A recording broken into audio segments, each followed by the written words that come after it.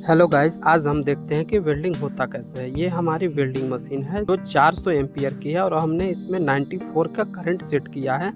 इसमें माइनस में अर्थ और प्लस में होल्डर हमने लगा दिया है। ये हमारा होल्डर है, इलेक्ट्रोड है और ये दो हमारी एमएस की प्लेटें हैं जिन्हें हम आपस में वेल्डिंग करके जोड़ेंगे। आइए गाइस देखते हैं वेल्डिंग होता कैसे है। ये हमारी इलेक्ट्रोड है जो 6013 का है, जो एमएस की रोड है 3.15 की। ये हमने होल्डर में लगाया और किसी भी मेटल को जोड़ने के लिए उसमें अर्थ लगाना पड़ता है, माइनस पॉइंट लगाना पड़ता है और प्लस में होल्डर में इलेक्ट्रोड लगाकर वेल्डिंग करते हैं। जब दो अलग अलग धातुओं को बिजली के माध्यम से उचित ताप पर इलेक्ट्रोड और धातु को पिघलाकर जोड़ने की प्रक्रिया को ही वेल्डिंग कहा जाता है।